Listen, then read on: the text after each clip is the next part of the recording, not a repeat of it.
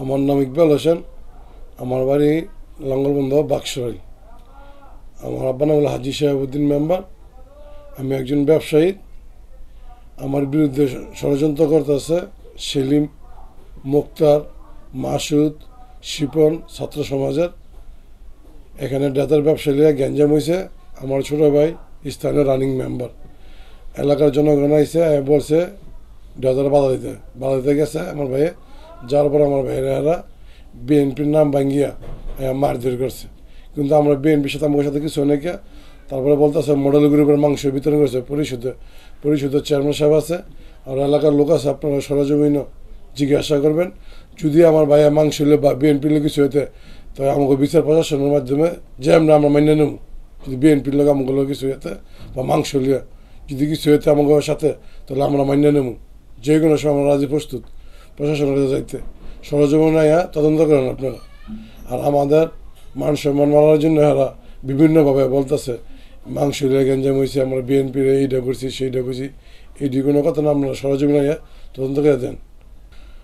আমি কোনো রাজনীতির সাথে জড়িত নাই। আমি ব্যবসা করি। আমার ব্রিক ফিল্ড আছে এমবি বিসমুল্লাহ শাসনরবাগ। তারপর আমার বালুর গদি আছে প্রেমতলা, ইবান নেহা, রোহান, মুস্কান এন্টারপ্রাইজ। আপনার ভাইদের বিরুদ্ধে যে একটা অভিযোগ আনছে, আসলে আমরা জানি যতটুকু যে ওনারা হচ্ছে সমাজসেবী বা সমাজ সেবা করে, সেক্ষেত্রে আপনার ভাইদের যে বিরুদ্ধে অভিযোগটা আনছে এটা কতটুকু সত্য? এটা শুধু মিথ্যা কথা।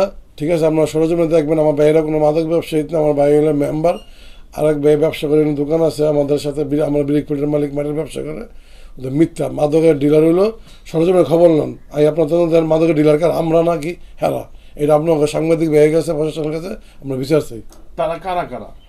সেলিম, মাসুদ, শিপন, মুক্তার, ভূমিদস্যু মুক্তার, সেলিম এখন বলতেছে কৃষক দল করে। শিপন ছাত্র সমাজ, আজমিরি ভাইজানের লোক। আপনারা দেখেন, পেপারও দেখেন, ছাত্র সমাজের পদ আছে দেন।